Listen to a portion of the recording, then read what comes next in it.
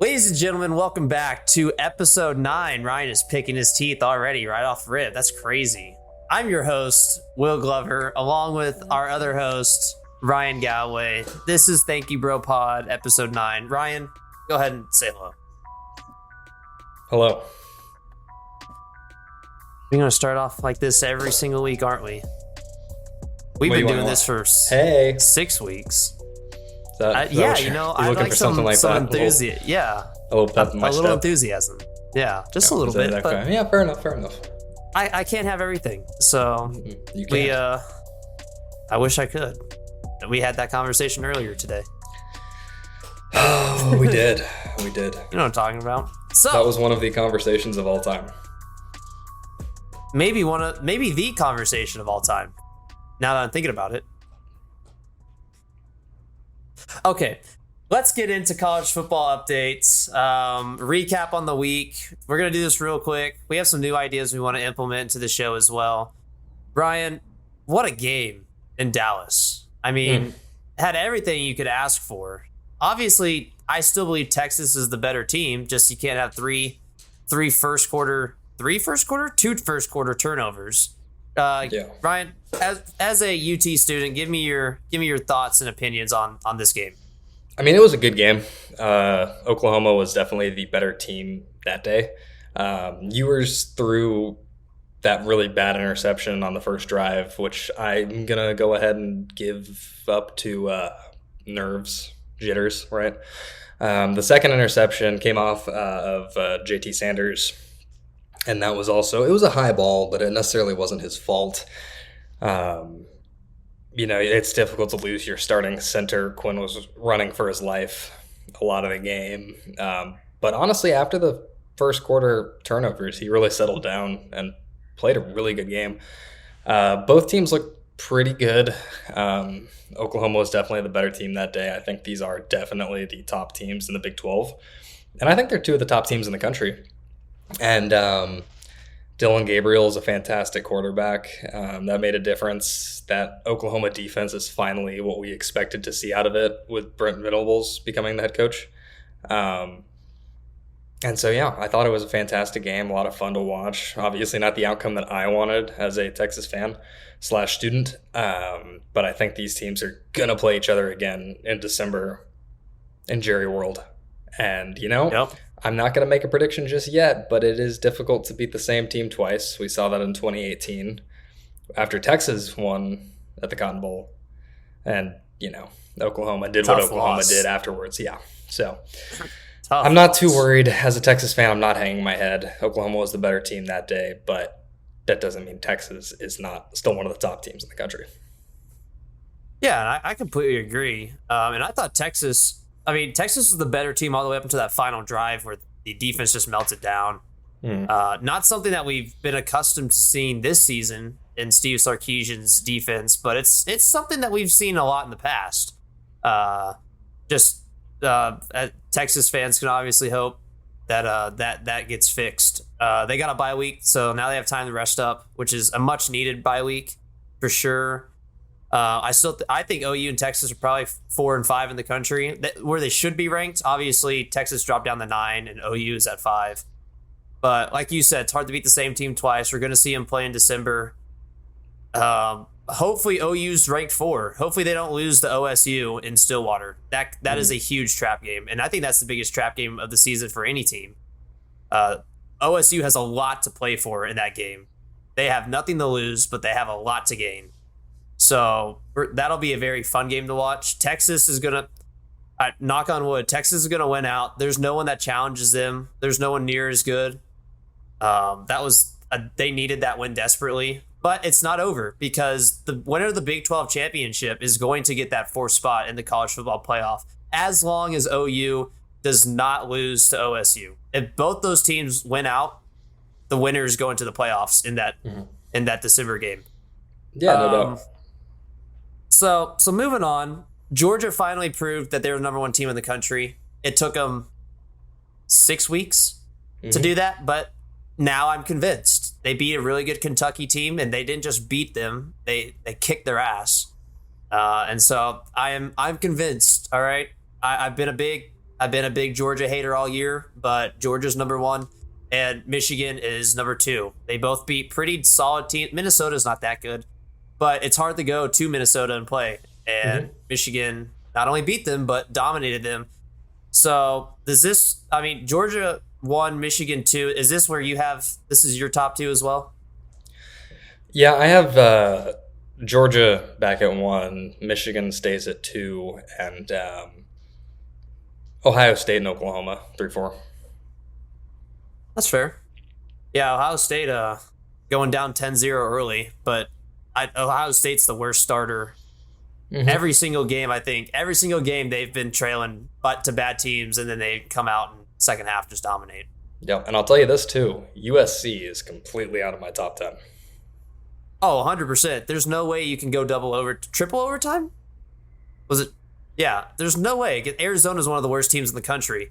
Yep. No disrespect. Caleb Williams is still the best player in the nation, but he's the only he is that team. Yeah, 100%. I mean, they have good weapons. They have a good receiving core. They always do. But yeah, that defense is pathetic. It is such an abysmal team. But at least we're all seeing it now. And I don't think they have a bye next week, but I know their other Pac-12 counterparts are playing, and so it's just going to prove to us that USC is third, fourth best maybe. I know there's a lot of speculation going on about that one, but you're absolutely right. You hit that one on the head. So moving forward, obviously the big game is Oregon-Washington this week. I don't know who wins there, honestly. Ryan, help me out. I got Washington. I think Washington is the most complete team, and I've been waiting. I want them on my top 4. I've been waiting for them to give me an opportunity to do that, and I think that they're going to beat Oregon and give me that chance. I like, obviously, what Michael Penix Jr. is doing. Love their coaching, offense, defense. They're solid on both sides of the ball. I just think they're better than Oregon, and that's no shade to Oregon. I think Oregon's a great team as well. Yeah. But Washington is the team in the Pac-12 this year, and I think that they are going to find their way to the playoff as long as we don't see them fall victim to Pac-12 cannibalism, which we see every year. Yeah, that's true.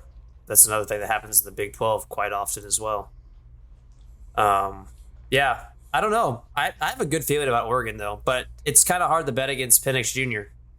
He's got 2,000 passing yards, 16 touchdowns, 2 picks. I mean, that's honestly better counting stats than Caleb Williams. He's Penix is the Heisman frontrunner.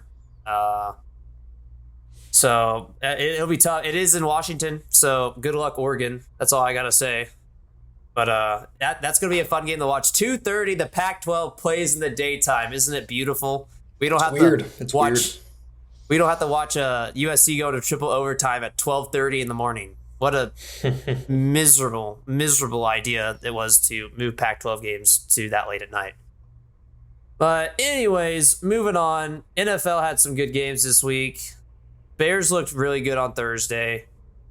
My Rams looked decent until the second half. You know, Jared Goff looks like an MVP candidate. That's cursed. I haven't said that since 2017. We'll get to that. Patriots, you got to burn the team down, man. Look at that face. Isn't that sad? There's no comment from Ryan, man. and then lastly, because Chiefs and Vikings was a good game, the Vikings should not be 1-4. That's just It's a fluke 1-4, and there's really nothing more than they're just tough schedule and unlucky. They've just been unlucky. Kirk Cousins has been arguably top 5 quarterback all season. Yeah, he has, and I think they'll figure it out. I mean, 1-4 is a tough start. Their 1-4 is very different than the Patriots 1-4. Yeah, all of their games have been close. I mean, they lost by 3, 6, 4, and 7. I mean, that's all. It's one play. They've lost by 1 play every single game, and then they got the Bears, so that's a win. Yeah. That'll be good for Minnesota, and then they got the Niners, which is a loss, and then Packers. So we'll see how they recover. Luckily in the NFL, losing 4 games off the bat is not the end of the world, unlike college where it's over if you do that. So no stress for them. That'll be a good game tonight. Packers Raiders. Who do you got tonight? I got the Packers. I like Jordan Love, and I think that they're going to turn things around. Aaron Jones being out sucks for them and for me, my fantasy team. Patrick Taylor, let's see what you got, baby. Patrick Taylor, pickup of the week. Yeah, so we'll see what happens with that. But yeah, I don't know. I'm not high on the Raiders at all. I don't think that Devontae is Devontae, but other than that, I don't see it. That's fair, and I think Jordan Love's a pretty good quarterback. He just needs to get his legs under him, and I think that's I think the Packers are in good shape. Experience. Packers are a few pieces away and a little more experience away from being a really good team. But going back, the Eagles look like the second best team in football. Just kind of flashing back, the Dolphins beat up on the Giants. A lot of games just don't matter. I want to talk a little bit about the Lions because they're 4-1. Obviously, like I said earlier, Jared Goff looks like an MVP candidate. Montgomery is insane. And then they also have Amon-Ra, but Amon-Ra was out. So, and they beat up on them without Amon-Ra St. Brown. Where do the Lions stand in the picture, in the big picture? Is it too early for me to give you one of my hot takes? No, go ahead. And for the viewers who don't know, we were planning on doing hot takes after we gave a recap. But Ryan is eager, and I'm eager to listen to this one. So, Ryan, go ahead. Give me your hot take. I got the Lions in the NFC Championship this year. Really? That is a hot take, man. We're starting off really hot. I love their weapons. I love Jared Goff. I'm a big Dan Campbell guy. I think that defense is pretty good. And you know what? Damn it, they made me a believer. I don't think they go to the Super Bowl. They could. I don't think they go to the Super Bowl. I don't think they're but I like the Dolphins. I like the Dolphins. I like the Dolphins out of the AFC. And for the NFC, I'm looking at the Eagles. But then I said, hold on. Dolphins. Not the Dolphins. The Lions. I'm getting my animals confused. There you go. I'm getting my animals confused today. I apologize. But give me the Lions in the NFC Championship. That is a hot take. You better hope they don't play the best team in football, the 49ers, in the first round. That's all I'm saying. Brock Purdy, ironically enough, is leading the best team in the NFL. That's the only thing that can stop him. Well, Brock Purdy was going to lead him to the Super Bowl last year until he got hurt and couldn't throw anymore. That's fair. That is fair. Niners, I think they're leading in differential. Most points scored and least points given up, I'm pretty sure. Besides maybe the Bucks for least points. Yeah, the Bucks. And the Browns. But the Browns' offense is trash. So it's very bad. Deshaun Watson is not the same Deshaun Watson he used to be. But let me adjust the mic real quick. Sorry about that. Lions could do it.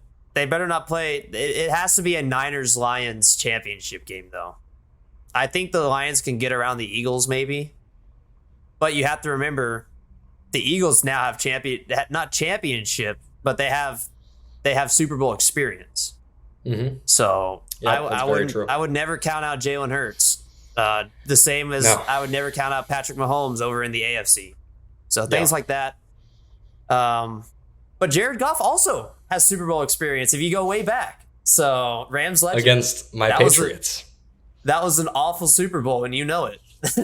It was a defensive masterclass. It was great for you. Did you enjoy really watching 13 total points? I enjoyed watching the Patriots win. You did not. Yeah, I enjoyed watching Tom Brady hoist that trophy. It should have been Goff, bro. It was never Goff. It was never Gurley, bro. Todd Gurley. I'm trying to find on eBay a Todd Gurley jersey back in the St. Louis days, or the Color Rush jersey. That one goes hard. That one goes insane. So Ryan gives hot take. Well, I like it. I think that's a great hot take. And I kind of want to ride that hot take with you, honestly. That could be our hot take. Well, you coined it. I'm not going to own it yet. All right. I need to see a little more. The Lions still have their work cut out for them. They got to go play the Bucks, who are at the top of the conference too. And they got to go play at the Ravens. They're lucky they get to play the Bears twice later on in the season. And the Broncos. So those are free wins. They at least get 3 more wins this season. Well, yeah. They did lose. They did lose one of their top corners to an ACL tear. That is going to hurt them later on. Mm-hmm. But besides that, I mean, it looks like it's a very mature team, very disciplined. Like you said, Dan Campbell masterclass. We love masterclasses here. We love Dan Campbell. There's a lot to like. So yeah, I like that. And then lastly, I want to talk about some pretenders. And the biggest pretender is the Dallas Cowboys. We have finally seen. I mean, we've seen this for years. Dak Prescott's true colors. Dak Prescott. Great guy. Ryan, go ahead and give us a rundown on why Dak Prescott might be one of the worst quarterbacks in football. Where do I start? I'm going to start calling into question his IQ. You know, maybe he needs contacts. Maybe he needs to wear some glasses, some goggles out there. But little Jameis Winston. He can't throw to an open receiver to save his life. He can't look down the field. The arm strength, I question it. You know, he's starting to get up there in age. So where he was, I don't know if you'd ever call Dak Prescott a dual threat, but he could definitely make plays with his legs when he needed to. We haven't seen much of that, especially since his injury. Yeah. He's just not a winning quarterback either. I don't think he's mentally strong, and I don't think that he's the guy that can I think that the majority of starting quarterbacks in the NFL would do better for the Cowboys than Dak Prescott does. I think if you put Mac Jones on the Cowboys, I knew you were going. They win more games. I think. Well, let's not. I know it's tough right now as a Patriots fan. Mac Jones. I dog on Mac Jones all the time. I think he's in a really bad situation. Oh, he is. No I doubt. think he's. I mean, we saw what he was a few years ago. He was pretty good. He's not the best quarterback in the world. Definitely not. I think he's top 10 in the right situation. Maybe the Cowboys would be a right situation. Can the Cowboys trade for a QB like Mac Jones? They wouldn't. Jerry Jones wouldn't. But here's my thing also. With Mac Jones, you know, he doesn't have any weapons. He doesn't have an offensive line. Last year, he had a run game to lean on. That's dissipated. Zeke's getting too many touches, and Ramondre is doing nothing with the touches he gets. So they're in a really tough spot with that. The only thing he has going for him is he has a great relationship with Bill O'Brien, the offensive coordinator. But you look at the lack of weapons. You look at the lack of protection. He and Belichick apparently butt heads, which I could see happening. And he's in the most difficult job in sports. He is the... That's a hot take. No, over he is in the most... No, that's not what I mean. He's in the most difficult position in sports, being the successor to Tom Brady. Yeah. No, that's fair. And he's not being put in a position to succeed in that role at that.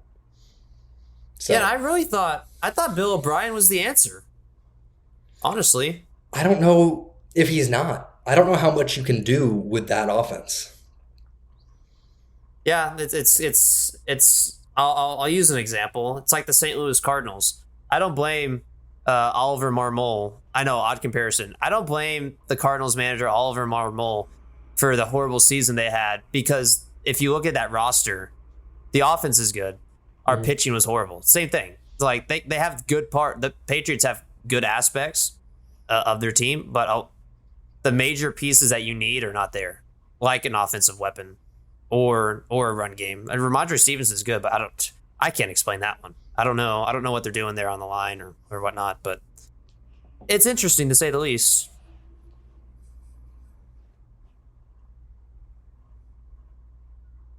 Yes. Nothing else? Oh, okay. I thought you had something else to say. I'm sorry. That's on me. No, that's okay. But yeah, this brings back to the Cowboys.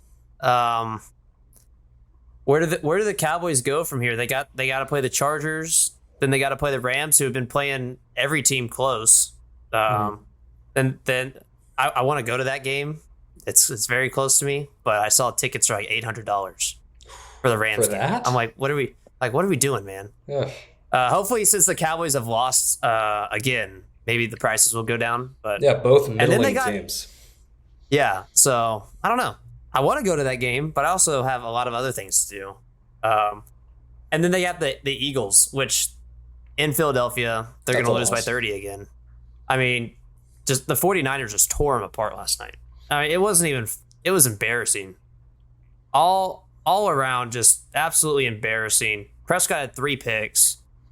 I mean, they made Brock Purdy look like Tom Brady. And Yeah, that's tough to do. The Cowboys defense, which we heard so much about, and then everybody was freaking out after the Giants game, that we heard so much about them, they're broken. And I know they've had some injuries, whatever. Fundamentally, that is a broken defense. Oh yeah. And does losing Diggs really matter this much? I No, feel like that's why I'm saying it's a broken defense. Like, that injury sucks, but it should not have done that.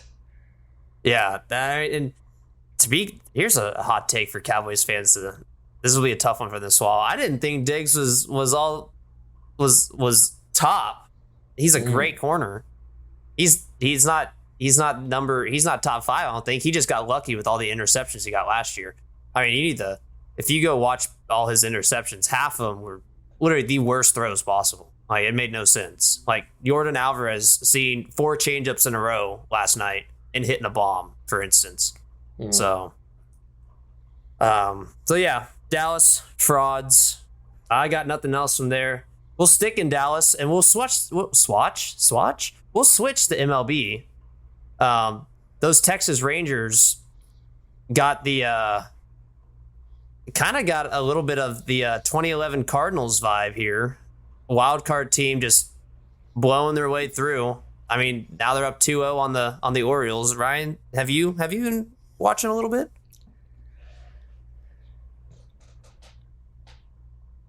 Part of me, as a Red Sox fan, is just absolutely eating up the AL East teams being 0-5 in the playoffs this year. It's you love to see it. We were getting clowned for not making it that far, as were Yankees fans, and so we can sit together and enjoy this.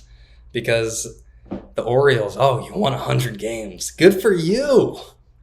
The Cope's wild, man. What else you gonna do? You gonna do anything else with that? You want to go further? No? Just, okay. Well, here's your regular season award. Clap it up. Good job, Orioles. You did it. You did it. You really got, man, look at that. Don't go too far off screen. I have to edit you in.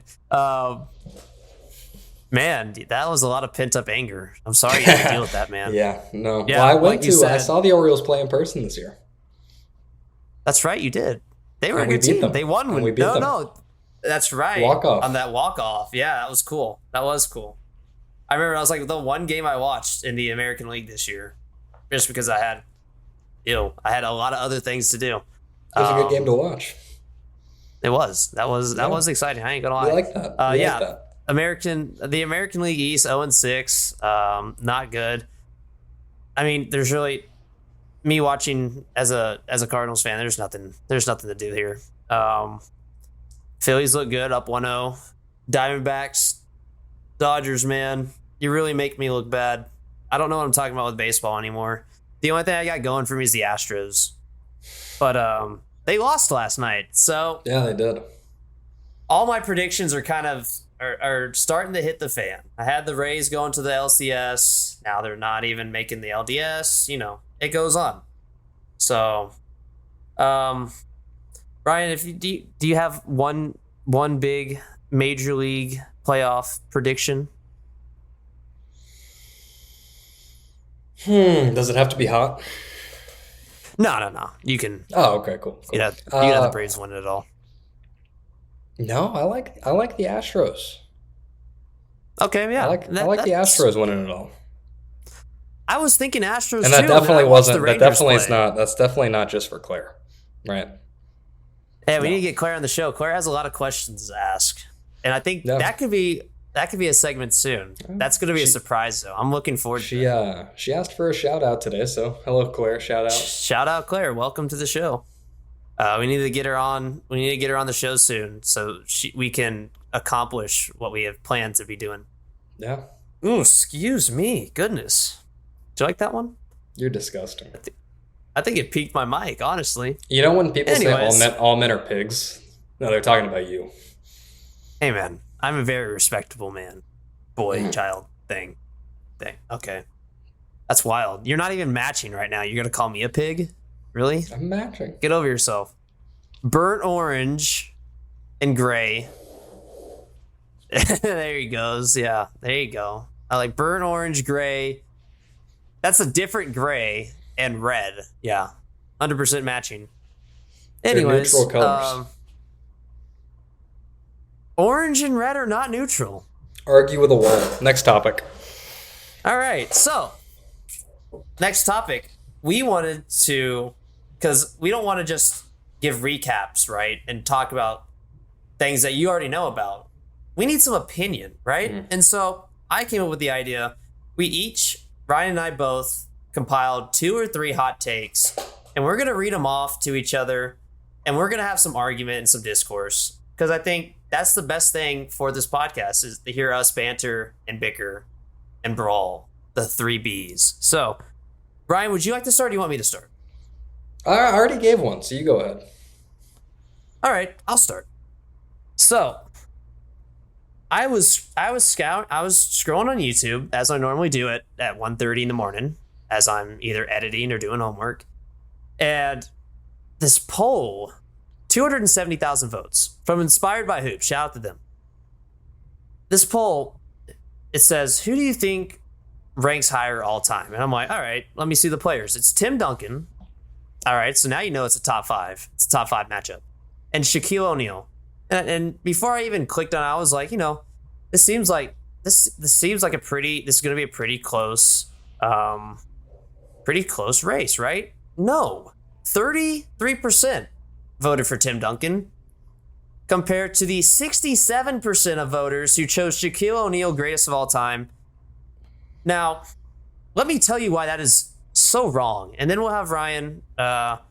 Ryan's kind of a hater for both. So there's no... He favors Tim Duncan a little more. I know that because Lakers. But Shaq is a Celtics legend too. But anyways, debatable. So here are my reasons why Tim Duncan is not only better than Shaquille O'Neal, but significantly better than Shaquille O'Neal. I know Shaquille O'Neal is the most dominant player in his prime in history. But one, Tim Duncan's longevity, first and foremost, more consistent throughout his career, was able to bring a championship to his team later in his age 36 season. He's a 5-time champ to Shaq's 4. He's a 15-time All-NBA to Shaq's 14. He's a 15-time All-Defensive player, which is number 1 all time. Shaq has 3 of those, so that doesn't even come close. Tim Duncan's a much better defender. Ryan, look at Ryan already. This is good. They both have the same Finals MVPs. Duncan's a 2-time MVP over Shaq's 1. Duncan also has 157 playoff wins to Shaq's 129, and Duncan's the 3rd most winning player in NBA history at 1,001 regular season wins to Shaq's 819. Now, for those stats alone, you can argue for accolades, Tim Duncan is a much better player than Shaq, and he's top 4 in my opinion. He was also one of the more skilled big men in history, being able to pretty much have his way in the post whenever he wanted it, through the fade, through an up and under, through anything like that. Shaq, all he could do was back someone down and dunk. All right. That is there you go. I got Ryan up off his phone. Ryan, go ahead and start. What the hell? Well, let's start here. Shaquille O'Neal is the single most talented player in NBA history. We're going to start with that. He is the most athletic player in NBA history. Whoa, hold on. I got to interrupt. What? He's not the most talented NBA player. He can't shoot. basketball, half of it's shooting. He didn't need to. He came up in a different era. And then, okay. But regardless. And athletic LeBron James is the most athletic player in NBA history. He would get bodied in every category by Shaq. Have you seen Orlando Magic Shaq? I thought about it. Yeah. Orlando Magic Shaq in like 99-000 Shaq was a freak of nature. Yeah. Get ready to censor me. I'll give you that. I'm gonna hit the swear button right now. All right, go ahead. Swear button. You look at Shaquille O'Neal in Orlando and in early LA. You look at those highlights and you just say, it's the most absurd thing you've ever seen. It's insane. No one compared to him. He had no competition at all. Probably would have won in Orlando. Well, he should have won in Orlando. Looking at you, Nick Anderson. But regardless, I mean, the only thing holding Shaq back was his work ethic. But to just say so easily that Tim Duncan is better than Shaq, I think is absurd. They were fantastic in their own categories and in their own right. I think Shaquille O'Neal is the most dominant player of all time. Easily. Okay. He just embarrassed people on a basketball court like we've never seen before. I would argue. So you're saying dominance as in single-handedly? Yeah, single-handed physical dominance. Like he broke not his team performance at all. No, we're not counting team performance here. Okay, so that's no, fair. And I think he had a lot of bad luck in his career as well. That's yeah. I can agree with that. Obviously, he should have won. He should have won one in Orlando, but you also look. LeBron should have won one. Tim Duncan should have won an extra. No, stop. If his body didn't give up on him when he was on the court, it was weird. It was like Shaq, KG, Ray, Rondo, Pierce. Yeah. Well, when he was on the 36, he was I think he was 38, but he was number 36. Yeah. But when he was on the court, you could tell he had slowed down a lot, but he was still like bringing it, and it was like, wow, he can still go. And then he couldn't. His body broke down. So what happens when you're 330 pounds, 7'1". That's Although fair. I do wish imagine Shaquille O'Neal with Kobe Bryant's mentality. Well, that would be the greatest player in NBA history. Yeah. Genuinely. Or even like MJ's mentality. Or Duncan's mentality. Duncan was built mentally so much stronger than anyone pretty much in NBA history. It's tough to art. I'll say this. Here's another hot take. Tim Duncan is the most mentally tough player in NBA history. Over Jordan and over Kobe. Nothing got through to him. Not a single word ever got through to him where he took personal. Mm-hmm. Let's see. I was keep talking. I was looking up something for Shaquille. Okay. So Ryan, obviously. Well, I'll ask you this since you can look up and talk for real quick. Do you think Duncan's greater than Shaq all time with accomplishments and everything, or do you have Shaq over him, or I think it's close. I think Shaq is probably 6 or 7 and Duncan's 4 or 5. It's very close. I wanted to argue with you, and I'm still going to stand by my Shaq opinion, but I do think that in terms of longevity and being the guy on the team, you got to give it to Duncan in terms of greatness because I don't know. Duncan always had a really great supporting cast, especially with Manu and Parker and Bruce Bowen.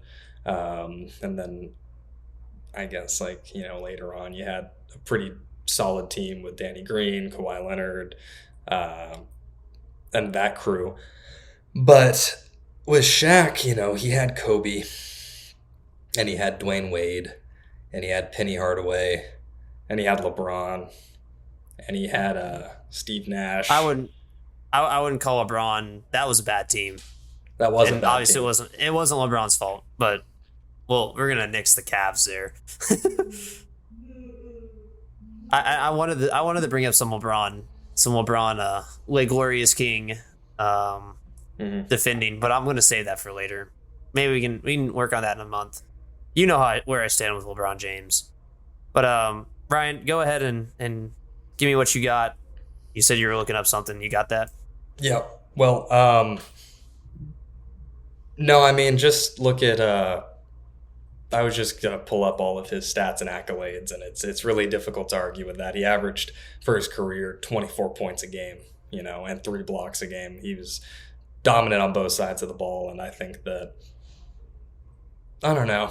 I always have there's a soft spot for Shaquille O'Neal in my heart, but I'm gonna actually transition that over as I've been praising Shaq with my new hot take, which is that Hakeem Olajuwon is the greatest all-around center of all time.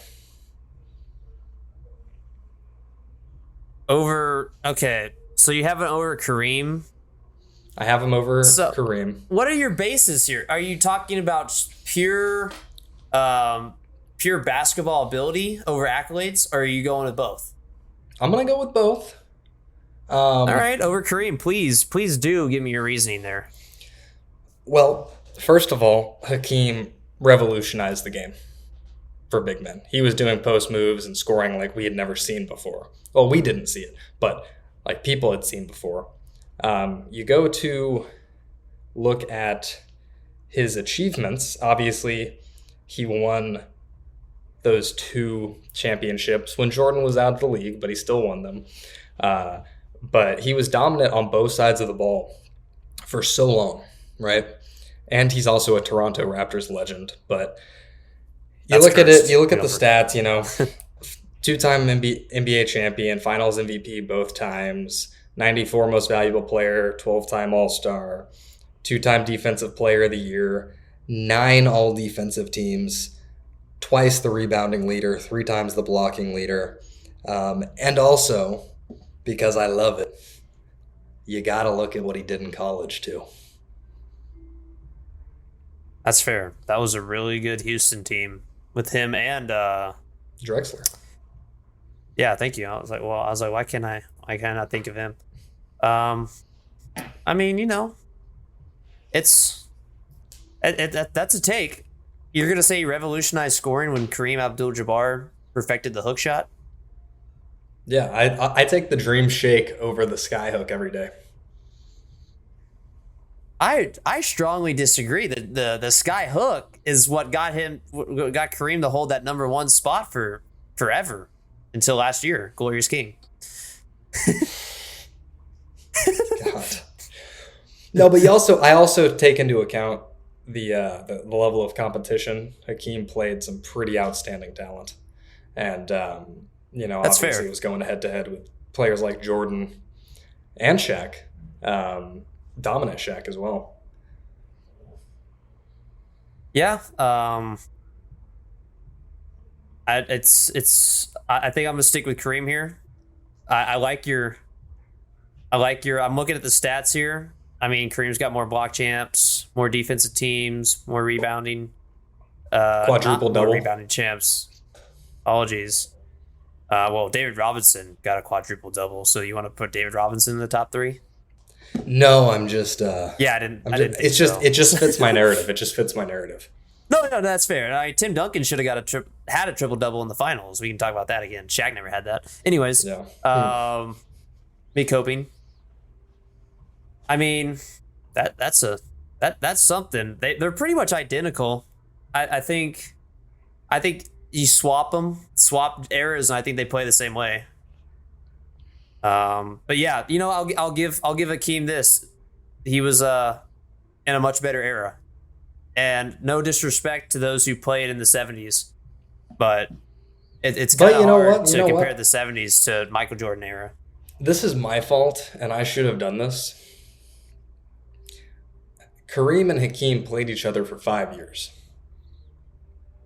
Do you have comparisons on that? I don't, and that's why I'm saying that's my bad. Kareem, let's be fair to Kareem here. He was at the end of his career when Hakeem was at the beginning. I mean, they overlapped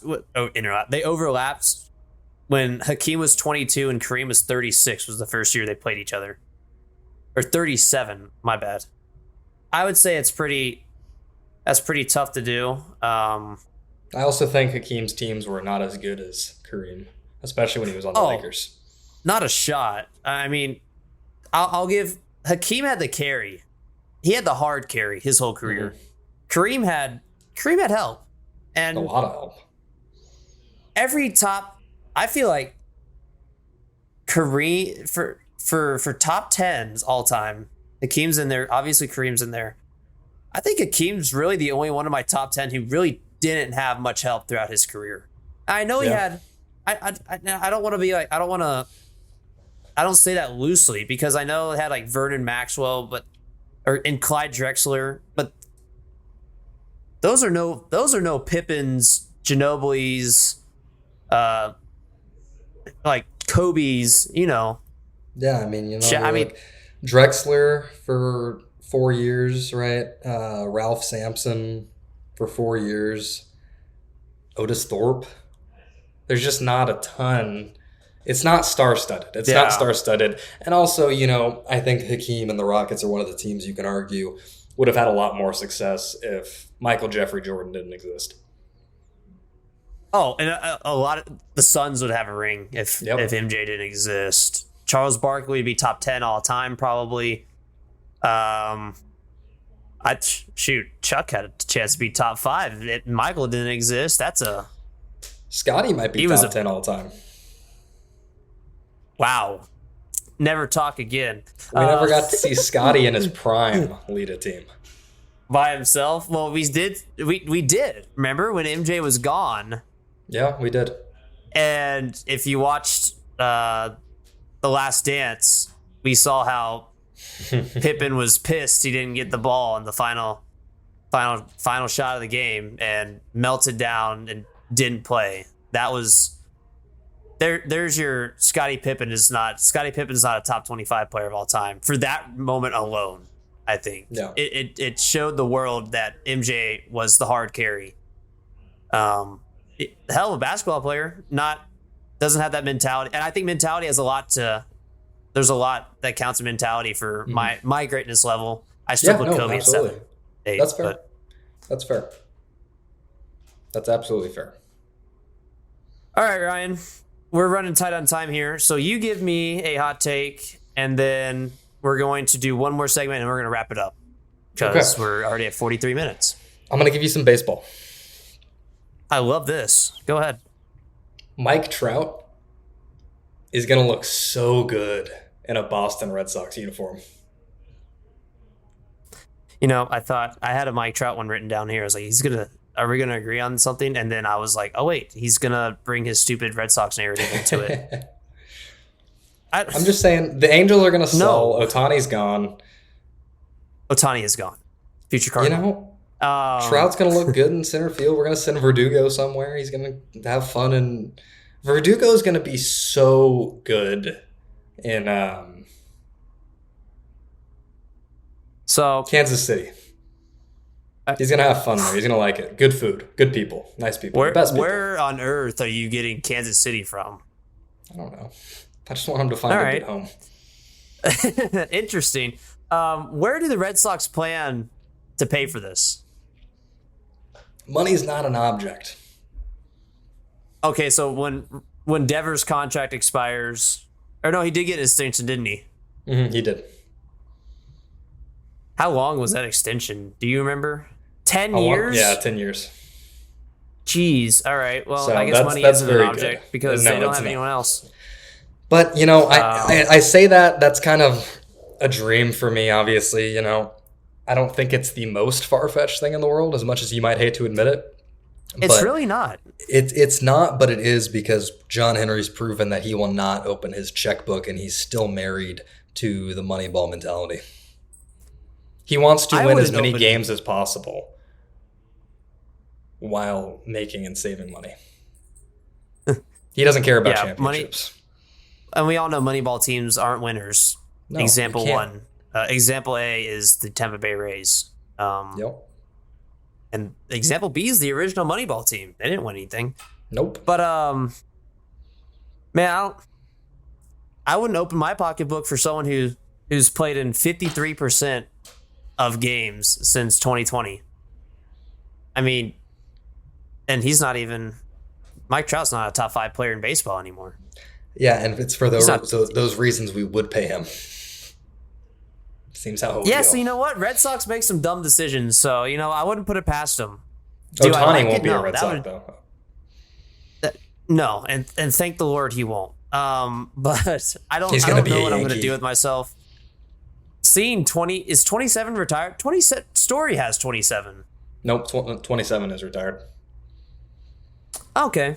So Trout's going to have to find a new number. He's going to wear number 5.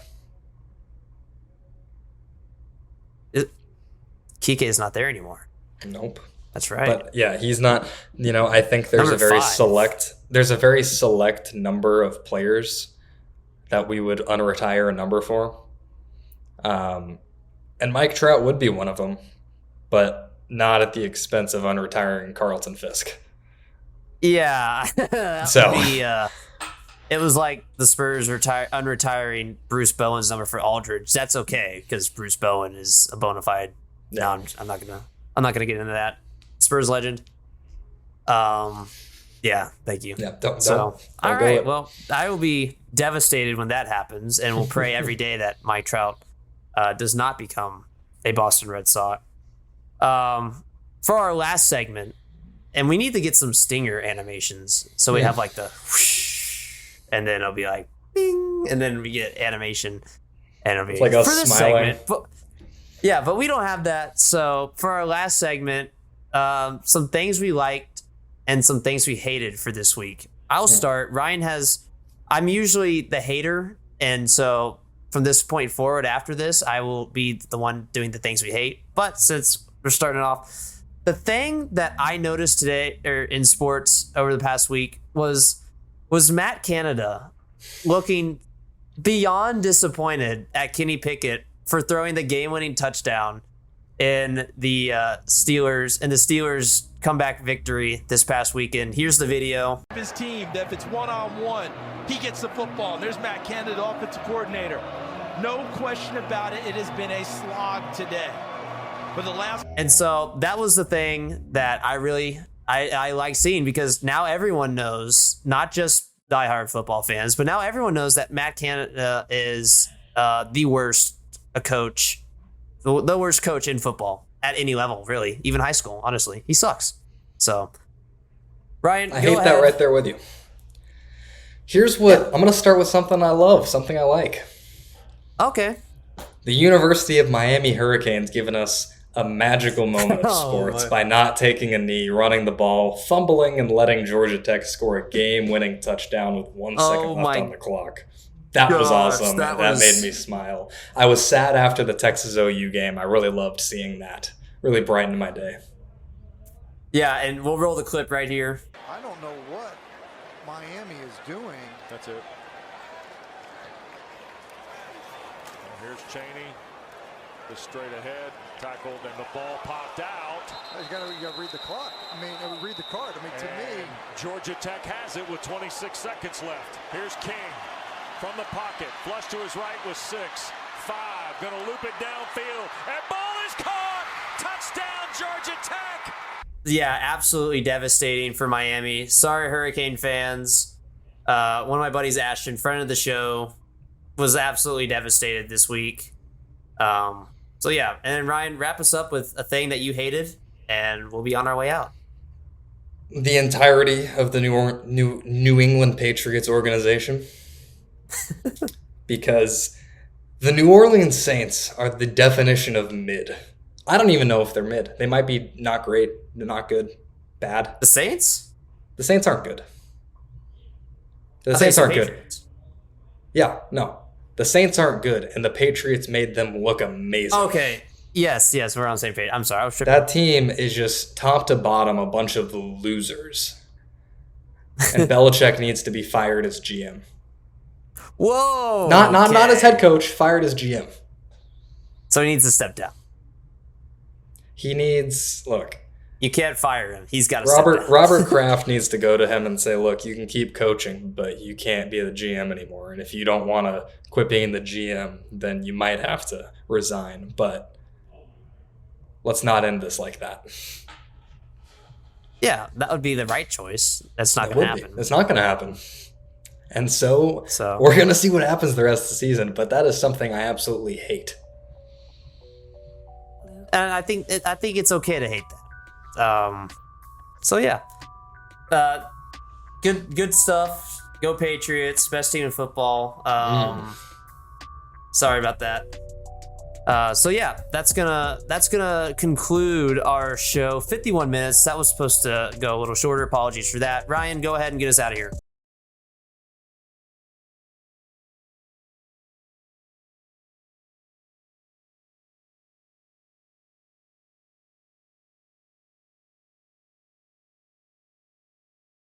Nope. Text him all the That's things. not happening. Nope. But yeah, be sure to interact. It really helps us out. Follow us on social media at the Thank You Bro Podcast for fun memes. And Will posted a risky meme today, so go check it out. You might like it.